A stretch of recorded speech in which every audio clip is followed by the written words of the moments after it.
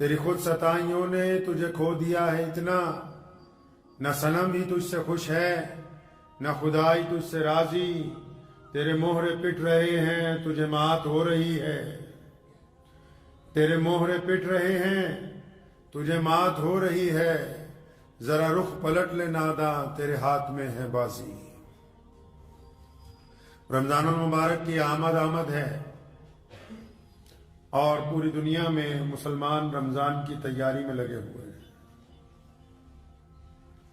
रमजान मुबारक की तैयारियां करते करते हम ये भूल गए कि रमजान की तैयारी हकीकतन होती कैसे। बिलखुसूस मस्जिदों के जो जिम्मेदार हैं, खासकर जो लोग मस्जिदों के मुतवल्ली हैं, सदर हैं, मस्जिदों के मेंबरान हैं, मस्जिदों में ठेकेदार जो बने हुए हैं, रमजान मुबारक का बोझ ज्यादा उन पे आता है कि रमजान से पहले किस तरह की तैयारियां की जाएं और आहिस्ता आहिस्ता तैयारियां जो हैं वक्त और हालात के साथ साथ अब एक रस्म बन के रह गई। जो आला रिवायतें प्यारे नबी हज़रत मोहम्मद रसूलुल्लाह सल्लल्लाहु ताला अलैहि वसल्लम ने हमें अता फरमाई वो नहीं है। कुछ रस्में हैं जिनको निभा रहे हैं, ठीक है, हर साल रंग रोगन करवाना है, कोई सफाई सुथराई होनी चाहिए, इमारत की कुछ मुरम्मत हो जाए, कुछ नई चीजें खरीद ली जाएं, पुरानी हटा दी जाएं। चंद रस्में रह गई जो कि सिर्फ जाहिरी जरूरतों के ऊपर टिकी हुई है।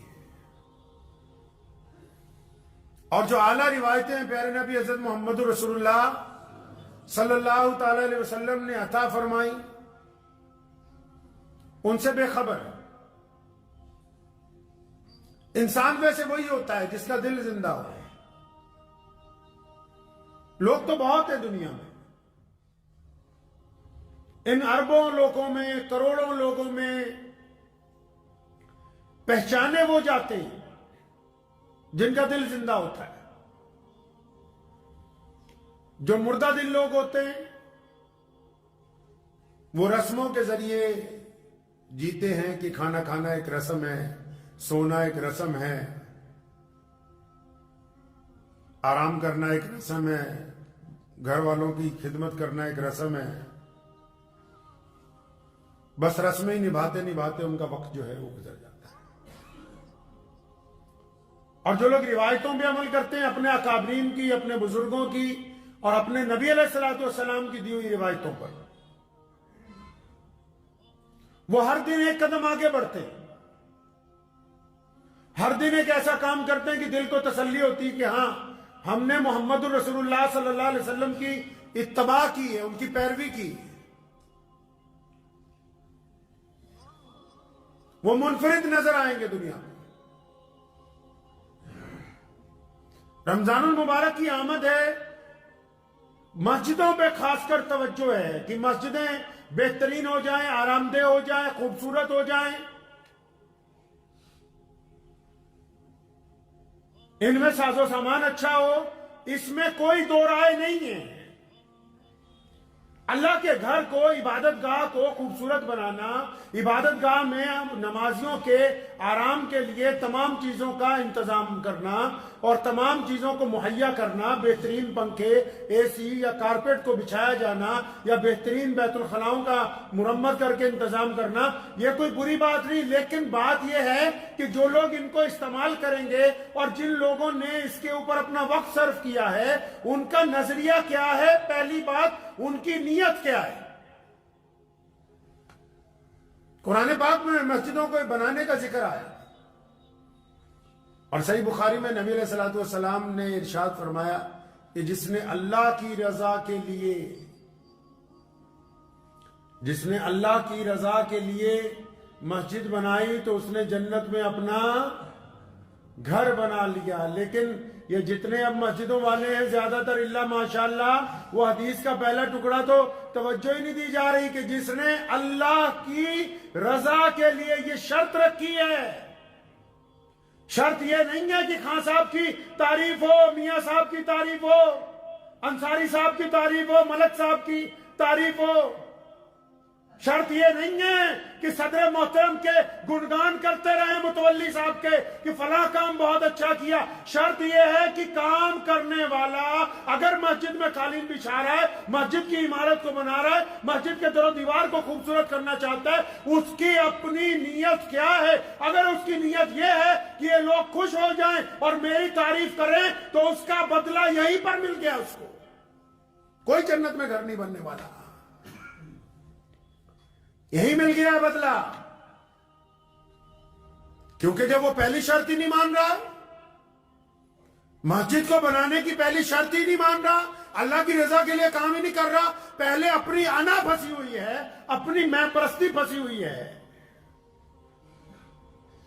اور انا تو اس حد تک پھنس گئی ہے ہماری کہ جو لوگ مسجدوں کے منتظمین ہیں وہ ماشاءاللہ چند کو چھوڑ کے مسجدوں کے منتظمین اب مسجد کے مالک بن گئے، نمازیوں کی بے عزتیاں کرتے ہیں، آنے والوں کے ساتھ بدخلقی کے ساتھ پیش آتے ہیں. حیرت کی بات یہ ہے کہ بندہ اپنے مالک سے ملنے جاتا ہے تو مالک کے گھر کے نوکر مالک کے مہمانوں سے بدتمیزی کر رہے ہیں. نمازی اپنے مالک کے گھر جا رہا ہے نا، اپنے رب کے گھر جا رہا ہے، تو مالک کے نوکر بادشاہ بن گئے اور مالک کے نوکروں سے بدتمیزی کر رہے ہیں.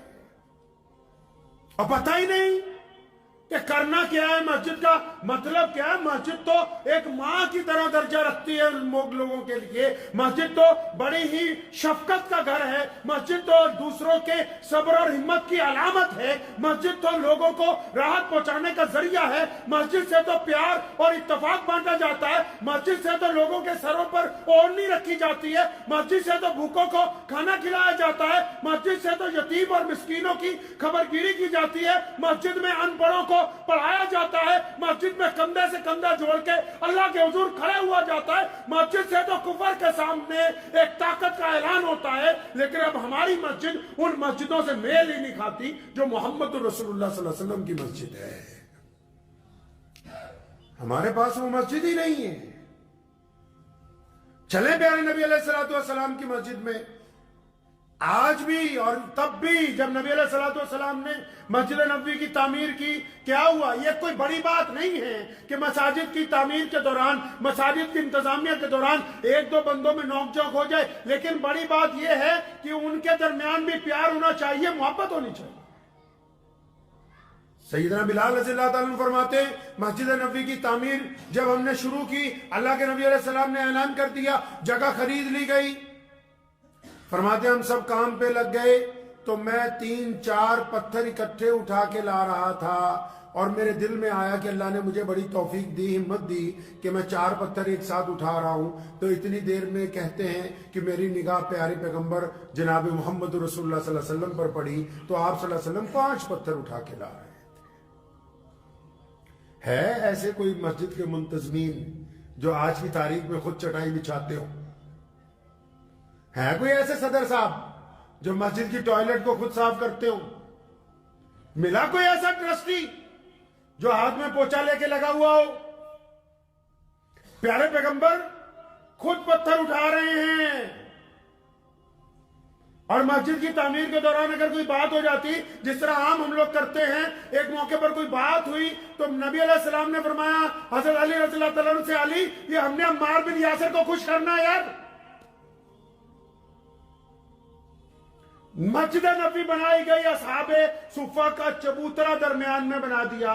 لوگوں نے پوچھا یا رسول اللہ یہاں کیا ہوگا؟ فرمایا جو مسکین ہے، جو یتیم ہے، جن کا کوئی سہارا نہیں ہے، جن کو کوئی پوچھتا نہیں ہے، جن کو کوئی کھانا کھلانے والا نہیں ہے، جن کو کوئی کپڑے دینے والا نہیں ہے، جن کے سر پر چھت نہیں ہے، جن کو کوئی تعلیم نہیں دے سکتا، جن کو کوئی پڑھنے نہیں دیتا، وہ لوگ یہاں رہیں گے. ہم ان کو پڑھائیں گے، ان کو کھلائیں گے، ان کو اچھے کپڑے دیں گے، ان کے سر پر چھت ہوگی. یہ مسجد نبی صلی اللہ علیہ وسلم ہے.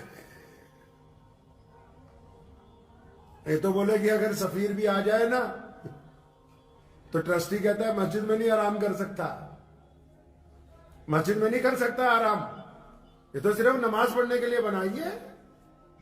محمد رسول اللہ صلی اللہ علیہ وسلم نے قرآن پاک میں خود سورہ توبہ میں بار بار اس کا ذکر کیا کہ یہ جو نمازیں ہیں، یہ جو رکوع ہیں، یہ جو سجدے ہیں، یہ اتفاق کے لیے مسجد میں قائم کیے گئے تاکہ تم ایک دوسرے کے کندھے سے کندھا ملا کے اپنے رب کے حضور جھکو۔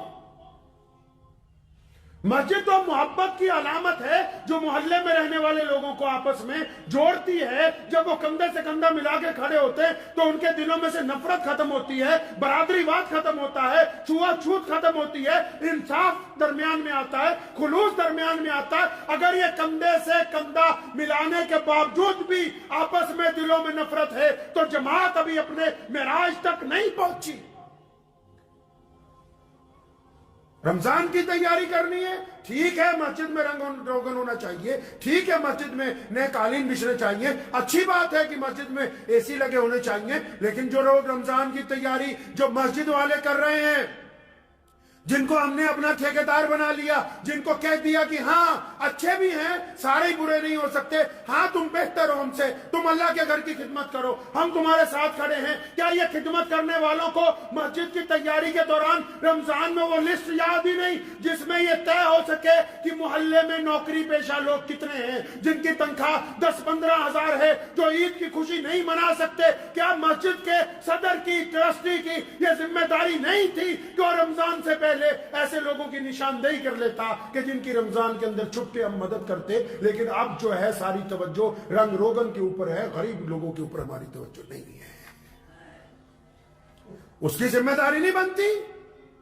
کیا مسجدوں کا جیوریڈکشن نہیں ہوتا؟ کیا مسجدوں کی حدود نہیں طے کی اللہ تبارک و تعالیٰ نے کہ تمہارے دائیں طرف کون ہے، بائیں طرف کون ہے، آگے کون ہے، پیچھے کون ہے، کون کھا رہا ہے، کون بھوکا ہے، کون مسلمان ہو یا غیر مسلم ہو؟ یہ طے نہیں کیا مسجد کے ذمہ داروں کو کہ آؤ نکل کے دیکھو تو صحیح کہ تمہارے آس پڑوس میں کتنے لوگ بھوکے ہیں جن کو رمضان میں تمہاری ضرورت ہوگی؟ تم ان بھوکوں کی تو بات ہی نہیں کرتے رمضان سے پہلے اپنے پاس بیٹھ کے۔ کیسے بھول جاتے ہو رمضان کی تیاری میں کہ ان لوگوں کی فہرست بھی بنانی ہے کہ جو لوگ تعلیم حاصل کر رہے ہیں لیکن ان کے پاس پیسہ نہیں ہے، وہ تعلیم نہ حاصل کر کے کہیں چائے کے برتن دھو رہے ہیں۔ کیسے بھول گئے ان بچوں کو جو تمہاری مسجد کے محلے میں رہنے والے ہیں، جن کے گھر میں کھانا نہیں ہے، جو تمہاری افطاری کی خالی پلیٹوں کو چن کے وہ سامان گھر کو لے جاتے ہیں؟ تو تمہاری غیرت کہاں مر گئی؟ کس نے تمہیں ان مسجدوں کا ذمہ دار بنایا جو اپنے آس پاس رہنے والے یتیموں کی خبر گیری نہیں رکھ سکتے ہو؟ کیا کہا محمد رسول اللہ نے؟ سیدنا بلال سے بار بار پوچھتے ابھی کھانا کھانا ہے، رسول اللہ بار بار بلال سے پوچھتے کہ سامنے والوں نے کھایا، اصحاب صفہ نے کھانا کھایا، دائیں طرف والوں نے کھانا کھایا، جو قیدی بند ہے انہوں نے کھانا کھایا؟ محمد رسول اللہ نے بار بار ان کو سمجھایا کہ مسجد میں بیٹھ کے کرنا کیا ہے، اس مسجد کی بات ہی نہیں کرتے جو محمد رسول اللہ کی مسجد ہے۔ 63 سالہ زندگی ہے رسول اللہ کی، 63 سال کی زندگی کو اگر ناپنے جاؤ گے نا تو رسول اللہ کی 3/3 زندگی ساری کی ساری یا تو جب مکے میں تھے بیت اللہ میں گزری، مدینے میں تھے تو مسجد نبوی میں گزری۔ سارے فیصلے، ساری حکمتیں، ساری محبتیں، سارے اعلان، سارے گورنروں کی تقرریاں، غریبوں مسکینوں کی خبر گیری، سب کچھ اگر کہیں ہوا ہے تو مسجد نبوی میں بیٹھ کر کیا ہے۔ وہ مسجد کہاں گئی کہ مسجد والوں نے سال کا حساب لگانے کے لیے بیٹھ گئے کہ اچھا سال میں کتنے پیسے آئے کتنے گئے؟ یہ حساب کس نے لگانا تھا کہ سال میں ہم کتنے بچوں کو پڑھا سکے، کتنے بچوں کی ہم نے ٹیوشن کی فیس دی تھی، کتنے بچے ہیں جن کو اسکول میں ہم لوگ وردیاں دیتے رہے، کتنے بچے ہیں جن کو ہم نے MBA IPS IAS کی ڈگری کرنے کے لیے ہم نے خرچ اٹھایا، کتنے بچے ہیں جن کی ماں کی پیچھے سے ہم خبر گیری کرتے رہے، اور کتنے ایسے لوگ ہیں سارا سال مسجد نے جن کی یتیمی کو چھپا کر ان کا ساتھ دیا۔ کوئی حساب ہی نہیں تمہارے پاس کیونکہ توجہ ہے ہی نہیں اس طرف جو محمد رسول اللہ صلی اللہ علیہ وسلم نے مسجد بنا کے دی ہے۔ ہم تو اس بات پر دستے گریبان ہیں کہ جلدی تراویاں کہاں ہو جائیں، اور بعض لوگ تو اس حد تک گر گئے نیچے کہ ہمارے گھر میں ہی تراویح کروا دو، ہماری چھت پہ ہی کرا دو، 3 دن کی تراویح کرا دو۔ کس جگہ لکھا ہے اسلام میں کہ قرآن کی سودے بازیاں کرتے رہو؟ کوئی غیر مسلم قرآن کو کچھ کہہ دے وہ بیلا کھڑا ہے اور خود قرآن پاک کی بے حرمتی کرتے رہو، کوئی پوچھنے والا نہیں، کوئی کچھ کہنے والا نہیں جی میاں صاحب اپنے گھر کی چھت پر قرآن کروائیں گے، تمہارے باپ کی جاگیر ہے قرآن، یہ یتیم ہو گیا؟ جو لوگ اللہ کے قرآن سے کھلواڑ کرنا چاہتے 3 دن میں، 2 دن میں، 7 دن میں، 10 دن میں، 12 دن میں، وہ تم نے جانا کہاں ہے؟ محمد رسول اللہ نے سارے رمضان قرآن سنا اور سنایا ہے، یہ دستور کہاں سے طے کر دیا نیا مساجد کے اندر؟ اس اسلام کی بات کیوں نہیں کرتے جو محمد رسول اللہ نے عطا فرمایا؟ جس اسلام کی مسجدوں کے دروازے لوگوں کے لیے، ارے غیر مسلموں نے آ کے سوال کیا مسجد نبوی میں، مسلمانوں نے نہیں۔ پڑھو امام بخاری کو، غیر مسلموں نے سوال کیا یا رسول اللہ کھانا چاہیے، پیارے پیغمبر کے پیٹ پر پتھر بندھے، کیوں؟ قحط پڑا ہوا کھانا نہیں ہے، اس کو بھی پتہ ہے مانگنے والے کو مدینے میں کھانا نہیں ہے، لیکن اس کا ایمان ہے کہ رسول اللہ کے در پر کوئی چلا جائے گا تو خالی واپس نہیں آئے گا۔ تم سائل تمہارے دروازے پہ آتا ہے اکڑ جاتے ہو، محمد رسول اللہ کے دروازے پہ سائل آیا، رسول اللہ کے پتھر بندھے ہوئے ہیں، پھر بھی اپنے صحابہ کے جھرمٹ کو کہا کون ہے جو اس کو کھانا کھلائے، میں جنت میں اعلیٰ کھانے کا وعدہ کرتا ہوں، فوراً کھانا لا کے پیش کیا گیا۔ غیر مسلم آتا ہے یا رسول اللہ کپڑے چاہیے، میرے پاس لباس پورا نہیں ہے، کیونکہ اس کا بھی ایمان ہے کہ رسول اللہ کے دروازے پر جاؤں گا تو ننگوں کو کپڑا دیا جائے گا، محمد رسول اللہ ان کو کپڑے دیتے۔ ایک غیر مسلم آ کے سوال کرتا ہے یا رسول اللہ مجھے سواری چاہیے، میں مسافر ہوں، میرے پاس سواری نہیں ہے، نبی علیہ السلام اس کو سواری دیتے ہیں۔ اور یہ جو مسجد ہم نے بنائی اس میں تو کسی کو ایک لمحہ فالتو پنکھا چلانے کی اجازت نہیں ہے، کیا وہ اس مسجد سے میل کھا رہی جو محمد رسول اللہ نے عطا کی ہے؟ ہوتے کون ہوا کرنے والے نمازیوں کے ساتھ؟ یہ اختیار دیا کس نے کہ سائل کے ساتھ مسجد کا متولی، مسجد کا ٹرسٹی، مسجد کا صدر کسی مانگنے والے سے بدتمیزی کر جائے؟ یہ اختیار تمہیں دیا کس نے؟ اللہ کے گھر کے خادم ہو تو پھر خادموں والا رویہ ہونا چاہیے، اللہ کے گھر کے نوکر ہو تو پھر نوکروں والی تمیز ہونی چاہیے۔ یہ روش آئی کہاں سے؟ کہا کس نے کہ اس طریقے کے ساتھ تم انسانوں سے وطیرہ کرو؟ جی رمضان آ رہا ہے، رمضان آ رہا ہے، رمضان آ رہا ہے، اور ٹھیک ہے رمضان آ رہا ہے، کچھ اپنی توبہ بھی تو کر لو کہ آج کے بعد میں کڑوا نہیں بولوں گا، آج کے بعد میں بدتمیزی نہیں کروں گا، آج کے بعد آنے والوں سے گندی نگاہ سے نہیں دیکھوں گا، آج کے بعد کسی بیٹی کے اوپر گندی نگاہ نہیں ڈالوں گا، آج کے بعد کسی کو دھکا نہیں ماروں گا، آج کے بعد کسی کا دل نہیں توڑوں گا۔ کون سی تیاری ہے رمضان کی؟ اگر رنگ روگن کا نام تیاری ہے تو رنگ روگن پوری دنیا کے لوگ کر رہے ہیں، پوری دنیا کے لوگوں نے بڑی بڑی عمارتیں بنا لی، لیکن بیت اللہ کے مقابلے کی عمارت آج تک کوئی تعمیر نہیں کر سکا۔ کیوں؟ کیونکہ جب بندہ اللہ کے گھر میں جاتا ہے نا تو اس کا دل، اس کی روح خدا کے گھر کو دیکھ کے پشماندہ ہو جاتی ہے، آنسو جاری ہو جاتے ہیں، اپنے رب سے معافی مانگتا ہے۔ مسجد تو بنی اسی لیے تھی کہ پریشان حال لوگ آئیں گے، دکھ درد والے آئیں گے، ایک ساتھ نماز پڑھیں گے، کسی کی کوئی پریشانی ہوگی، تکلیف ہوگی، ایک دوسرے کو اپنی تکلیف بتائیں گے، کچھ نہ کچھ ایک دوسرے کے کندھے سے کندھا ملائیں گے، کچھ روایتیں ہی باقی نہیں رہی۔ نبی علیہ السلام رمضان میں فیاض ہیں، رمضان المبارک میں بے انتہا نشاور کر رہے ہیں دولت، اور نبی علیہ السلام کے جو امت کے لوگ ہیں جن کو رسول اللہ نے اپنا وارث بنایا، جن کے ذمہ اسلام پکڑایا، جن کو دین پہنچایا گیا، ان کو پتہ ہی نہیں کہ رسول اللہ صلی اللہ علیہ وسلم کی مسجد کیسی ہونی چاہیے۔ لکھ لیجئے دل کی تختی پر، مسجدوں کے ذمہ داروں کے لیے ضروری ہے، پہلا فرض ہے ان کا عاجزی اور انکساری۔ اگر وہ فرعون کی طرح بولتے ہیں تو پھر وہ اللہ اور اس کے رسول کے گھر کے خادم نہیں ہیں، وہ قابض ہیں اس جگہ پر، ان کو کوئی اختیار نہیں ہے کہ وہ مسلمانوں کے سامنے کھڑے۔ اگر ان کا لہجہ فرعون کی طرح ہے، پہلی شرط ہے رسول اللہ کی مسجد کی خادم کی پہلی شرط یہ ہے کہ وہ عاجزی والا ہو، انکساری والا ہو، صبر والا ہو، حکمت والا ہو، سننے والا ہو، جواب دینے والا نہیں ہو۔ اور پھر اس کی ذمہ داری بنتی ہے کہ وہ اپنی مسجد کے چاروں طرف دھیان رکھے کہ کتنی بیوائیں رہتی ہیں، چاہے وہ مسلمان ہیں یا نہیں ہیں۔ اگر کوئی غریب ہے تو اس کا حق ہم کو ادا کرنا ہے، ہمیں محمد رسول اللہ نے اسلام کی دولت ادا کی ہے۔ اگر ہمارا پڑوسی ہم سے پریشان ہے، اگر پڑوسی بھوکا ہے اور ہم بہترین کھانا کھا رہے ہیں تو ہم ایمان کے اس درجے تک نہیں پہنچے جو اللہ کو پسند ہے۔ اب مسجدیں رمضان شریف آ رہا ہے، مسجدوں میں آپ دیکھیں گے کہ اکثر لوگ چندہ کرنے کے لیے آئیں گے. تو میرے دادا محترم حضرت مولانا مفتی محمد احمد لدھیانوی رحمۃ اللہ علیہ ہمیں سمجھایا کرتے تھے. میرے والد بھی شیخ اسلام مولانا حبیب الرحمن لدھیانوی رحمۃ اللہ علیہ اکثر ایک لوگ بار بار آتے تھے. الحمدللہ اب بھی یہ سلسلہ ہے، بار بار آتے ہیں. تو ہم نے بچپن میں ایک دفعہ انہیں کہا کہ ابو جی یہ لوگ بار بار آتے ہیں، تو بہت سی مختصر سی بات سمجھائی، کام کی بات ہے، آپ بھی پلے باندھ لیجئے. کہا کرتے تھے کہ بیٹا یہ خدا کا شکر نہیں ہے کہ اللہ تبارک و تعالیٰ نے تمہیں دینے والوں میں رکھا ہے، لینے والوں میں نہیں رکھا. اللہ کا شکر نہیں ہے. ہر بندہ اپنی جگہ بیٹھ کے سوچ لے، چاہے وہ چھوٹا کام کرتا ہے یا بڑا کام کرتا ہے. آپ کو اللہ نے دینے والوں میں رکھا ہے، لینے والوں میں.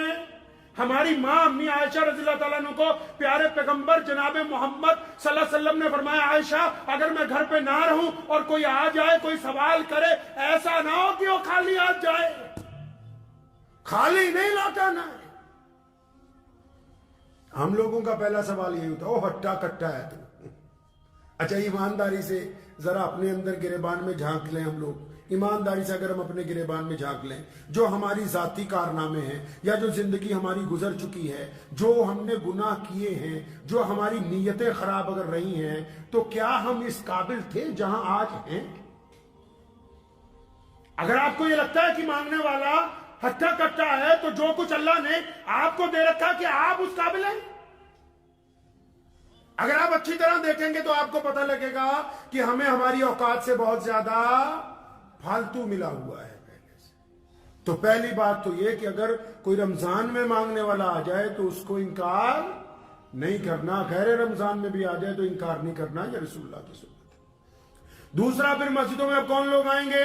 اب مسجدوں میں رمضان کے دوران مدرسے والے آئیں گے، مسجدوں والے آئیں گے. اب ایک اور بات ذہن نشین کر لیجئے کہ اپنے لیے مانگنا پھر بھی کمال کی بات ہے، مدرسے کے لیے، مسجد کے لیے مانگنا اور بے عزتی برداشت کرنا اس سے زیادہ خطرناک بات ہے. یہ ہر بندے کے بس کی بات ہے نہیں کہ وہ رب کے گھر کے لیے بھی سوال کرے اور ان مدارس کے لیے بھی سوال کرے، اور پھر سامنے والا کوئی بھی ذمہ دار ہو وہ اس کے ساتھ بدتمیزی کرے. تو یہ نہایت شرم کی بات، کیونکہ جو سامنے آ رہا ہے کسی درسگاہ کے لیے، کسی مدرسے کے لیے، کسی مسجد کے لیے، وہ تو بڑی ہمت کے ساتھ، استقامت کے ساتھ، بڑی نیک نیتی کے ساتھ آپ تک پہنچ رہا ہے. آپ کی ذمہ داری بنتی ہے کہ جو سفیر آئیں تو ان کے ساتھ بدخلقی کے ساتھ بالکل بھی پیش نہ آئے، ان کا احترام کریں، ان کی بھی عزت کریں. ہو سکے تو جس مدرسے سے وہ آئیں، جس مسجد سے آئیں، ان کو بھی دیں، اور علیحدہ سے کچھ ان کو ویسے ہدیہ دیں کہ بھائی تم دین کی خدمت کر رہے ہو، یہ تمہارے لیے بڑی بات ہے.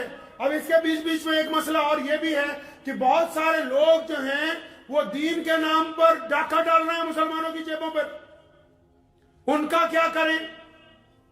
یہ تو درست ہے جو لوگ مسجد مدارس کے لیے آ رہے ہیں وہ بڑی نیک نیتی کے ساتھ آ رہے ہیں، لیکن ان کے ہی بہروپ میں چھپے ہوئے چند ڈاکو ایسے ہیں جو کسی مسجد کی طرف سے نہیں، پنجاب کے نام پہ تو آج کل ہول سیل میں، جو کسی مدرسے کی طرف سے نہیں ہیں. تو مجھے ایک صاحب نے 2-3 سفیر جو ہے وہ ڈپلیکیٹ پکڑے، انہوں نے تو تصویر بھیجی، بڑی لمبی شمبی داڑھی، پورے شیخ بنے ہوئے. تو مجھے انہوں نے کہا دیکھو جی یہ ملا جی ہیں. میں کہا یہ ملا جی نہیں ہے بھائی، کوئی مولوی ملا غلط کام نہیں کرتا، کچھ ڈاکوؤں نے داڑھی رکھ لی ہوتی ہے، وہ ڈاکو غلط کام کرتے ہیں. اگر کوئی ایسا بندہ جو رب رسول کے نام پر جھوٹ بول کے آپ کو دھوکہ دے رہا ہو، پھر اس کے خلاف قانون کی کارروائی ہونا دستوری عمل ہے. اگر اس کو اصلیت سامنے آنے کے بعد بھی آپ چھوڑ دیں گے تو آپ بھی اللہ اور اس کے رسول کے دشمن ہوں گے. کم از کم یہ تو ہو کہ جن جگہ، جن ایمانداری کے ساتھ، جن اداروں کو ہم رقم پہنچانا چاہتے ہیں وہاں تک مکمل پہنچنی چاہیے. تو اس بات کو ذہن نشین کر لیجئے کہ چند غلط لوگوں کے چکر میں ساروں کی بے عزتی مت کرنے لگیے گا جب تک تصدیق نہ ہو. اور آج کل تو بہت آسان ہے، جو بھی کوئی آئے اس کو اپنے علاقے کے کسی بڑے مولوی کا لکھا نہیں ہے تو سیدھی ویڈیو کال کر کے بھائی اپنا مدرسہ مسجد دکھا دو، اللہ اللہ خیر صلی اللہ 2 منٹ کا کام ہے، مکمل ہو جائے گا. کیونکہ اچھے لوگوں کی وجہ سے نظام چل رہا ہے. ابھی ہمارے یہاں گزشتہ جمعے کو انڈونیشیا سے ایک حاجی صاحب آئے سائیکل پہ، آپ لوگوں نے کچھ نے ان سے ملاقات بھی کی ہوگی، وہ چلے بھی گئے آگے، دوسرے ملک پہنچ گئے پرسوں الحمدللہ۔ تو وہ جب آئے تو بہت سارے لوگوں نے کوشش کی کہ ہم نے بھی کہ بھائی کچھ ہدیہ لے لے، تو جتنے لوگوں نے بھی مسافہ کیا، کچھ دینے کی کوشش کی، تو صاف انہوں نے انکار کر دیا، ایک چھوٹا پیسہ بھی۔ ورنہ کئی ایسے بھی گزرے 50 لوگوں کو لے کے چینلوں پر کروڑوں روپیہ کماتے رہے اور لوگوں کو دھکے مارتے رہے، بدتمیزیاں کرتے رہے، 24 گھنٹے ویڈیوگرافیاں کرتے رہے، حرمین شریفین کی جا کے بھی عزت کو اسی طرح کیا۔ لیکن جب کوئی مخلص بندہ آتا ہے اس کی چال ڈھال ہی الگ ہوتی ہے، کوئی سوشل اکاؤنٹ نہیں، کب سے گھر سے چلا ہوا ہے، پہنچ گیا بیت اللہ کے قریب جا رہا ہے۔ تو اچھے لوگوں کی وجہ سے ہی تو نظام چل رہا ہے نا، اچھے لوگوں کی وجہ سے ہی درستگی ہو رہی ہے۔ تو ہمیشہ اگر جو اچھے لوگ ملیں تو ان کی حوصلہ افزائی کرنی نہایت ہی ضروری ہے۔ تو اس مرتبہ رمضان المبارک کی آمد سے قبل اس بات کو طے کر لیجئے کہ ہماری مسجد میں مسجد کے آرام جو ہیں، مسجد کی جو آرائش ہے، اس کے ساتھ ساتھ مسجد کے آس پاس رہنے والے ضرورت مندوں کی بھی فہرست بنے گی۔ آس پاس جو تعلیم چھوڑ چکے ہیں بچے، ان کی بھی فہرست بنے گی۔ اور صرف غریب وہی نہیں ہے جو ہاتھ پھیلا کے مانگ رہا ہے، اور مسلمانوں آنکھیں کھولو، محمد رسول اللہ کے دین کو دیکھو، ابو بکر صدیق کے وطیرے کو دیکھو، عمر فاروق کے طریقے کو دیکھو، عثمان ذی النورین کی چال دیکھو، مولا علی رضی اللہ عنہ کے کارنامے دیکھو کہ راتوں کو چھپ چھپ کے ان مسلمانوں کے گھر کے باہر بھی سامان رکھ کے آتے تھے جو مزدوریاں کرتے تھے۔ پتہ ہے کہ ان کا کام چلتا ہے، لیکن یہ یقین تھا کہ اتنے پیسے نہیں ہیں کہ یہ اچھے کپڑے خریدیں، اتنے پیسے نہیں ہیں کہ یہ بہتر کھا سکیں، تو ان کی خبر گیری کون کرے گا؟ جو لوگ ہاتھ نہیں پھیلاتے ان کی خبر گیری کون کرے گا؟ تم تو جانتے ہو کہ تمہارا کون سا دوست مستحق ہے، آپ کو تو پتا ہے کہ آپ کے کس بھائی کی ضرورت کیسی ہے، آپ کو تو پتا ہے کہ محلے میں کون محتاج ہے جو کبھی اپنی غیرت کی وجہ سے سوال نہیں کرتا۔ اگر آپ کو بھی نہیں پتا تو پھر کس کو پتا ہے بھائی؟ کس کو پتا ہے پھر؟ کون خبر گیری کرے گا یہ دنیا والوں کی؟ محمد رسول اللہ نے آپ کو اسی لیے یہ دین عطا فرمایا کہ جو ایک اللہ اور اس کے رسول کے پیروی کریں گے وہ دوسروں کا ساتھ دیں گے۔ جن کی غیرت مر جائے، جن کا بالکل ہی غیرت مر جائے، جن کو آس پاس رہنے والوں کی بھی خبر نہ ہو، پھر ان کے لیے رب رسول کی طرف سے کوئی نعمتیں آنے والی نہیں ہیں۔ آج صبح اخبار پڑھا، ویسے تو آپ سارے لوگ ماشاءاللہ سوشل میڈیا کے ماہر ہیں، ایک دوسرے کے خلاف ڈپلیکیٹ فتوے، ایک دوسرے کے خلاف جو الٹی سیدھی باتیں جتنی ہیں، روزانہ جو کوئی بندہ نیا واٹس ایپ چلاتا ہے وہ تو سارا کچھ ایسے بھیجتا ہے پوری دنیا کو جیسے آج ہی اس کو پتہ لگا اسلام ہے کیا۔ کل شام فلسطین کے جو مہاجر مسلمان ہیں، گزشتہ 3-4 مہینوں سے جو لگاتار یہودیوں کے ظلم و ستم کی وجہ سے ایک طرف لگے ہوئے ہیں، ان کے اس کیمپ پر جہاں پر بچے رہ رہے ہیں، عورتیں رہ رہی، بوڑھے زخمی رہ رہے ہیں، وہاں پر بھی یہودیوں نے کل بم گرائے، اور ایک وقت میں ان لوگوں پر کل بمبارمنٹ کی گئی جو کھانا لینے کے لیے بارڈر کے اوپر رکے ہوئے تھے۔ 140 افراد کو شہید کر دیا گیا، اور تم ابھی اس چکر میں لگے ہوئے ہو کہ سنگ مرمر کون سا لگوانا ہے، قالین کون سے بچھانے، پتھر کون سا خریدا جائے گا۔ دل پہ ہاتھ رکھ کے بتاؤ کتنے مسلمانوں نے فلسطین کے مسلمانوں کو 1-1 روپیہ بھیجا ہے؟ بھیجا ہے کسی نے؟ میں شروع میں بھی کہا تھا کہ کم از کم ضمیر زندہ ہونا چاہیے۔ آپ سے بہتر تو بھارت سرکار کا وہ نمائندہ ہے جس نے کل وہاں سیکت راشٹر میں کھڑے ہو کے یہ کہا کہ وہاں پر فلسطین کے جو لوگ ہیں ان کو ایک راستہ دو تاکہ ان تک ہم لوگ کھانا پہنچا سکیں۔ پڑھ لیجئے آج کے اخبار میں، وہ بھی خبر ساتھ ہی لگی ہوئی ہے۔ بھیجا ہے کچھ؟ اپنی غیرت کو زندہ رکھیں، کلمہ لا الہ الا اللہ محمد رسول اللہ کے پیغام کو سمجھیں۔ ایک غیر مسلم نمائندہ تو یہ کہہ رہا ہے کہ ہاں ان کو چاہیے کچھ نہ کچھ، آواز اٹھا رہا ہے، اور جنہوں نے کہا کلمہ لا الہ الا اللہ محمد رسول اللہ ہم پڑھنے والے ہیں، ان ملکوں کو سانپ سونکھ گیا، اور ہم جیسے جتنے ہیں یہ 1 روپیہ نہیں دے سکتے، اس سے زیادہ تو اور کیا دیں گے جو 1 روپیہ نہیں دے سکتے ہیں۔ 1 روپیہ میں آپ کو یہ نہیں کہہ رہا ہوں کہ آپ ہمیں دے دیں، باقاعدہ انٹرنیٹ پہ جائیے، دلی میں نے گزشتہ 3 महीने पहले भी बताया था। जिनके पास नहीं है अकाउंट नंबर वो सोशल मीडिया से ले सकते हैं। दिल्ली में फलस्तीन की बकायदा एम्बेसी है, बकायदा उनका एम्बेसडर है। आप चाहे उनको 2 रुपए भी भेजेंगे वो उनके खाते में जाएंगे, उन मजलूम लोगों के काम आएंगे जो लगातार जंग की हालत में हैं, लेकिन वो जंग की हालत में होने के बावजूद दुनिया की उस सुपर पावर को धूल चटा चुके जो ये कहते थे कि हम 24 घंटे में किसी को भी खत्म कर सकते हैं, उन यहूदियों को धूल चटा सके हैं। अगर उन मजलूम मुसलमानों की आप मदद नहीं कर सकते अपने हलाल रिज़्क़ के जरिए, तो मेरा मानना ये है कि न आने वाला रमज़ान हमें कोई फ़ायदा देने वाला है, न आने वाली ईद जो है वो ईद अपने मियाद तक पहुँचने वाला है। दुआ कीजिए अल्लाह तबारक व तआला मुझे भी और आप सबको भी इन बातों के ऊपर अमल करने की तौफीक अता फरमाए। व आखिर दावाना अल्हम्दुलिल्लाह। ये जिस मस्जिद में आप बैठे हैं माशाल्लाह, वालिद मोहतरम शेर इस्लाम मौलाना हबीबुर रहमान लुधियानवी रहमतुल्लाह अलैह ने जब ये काम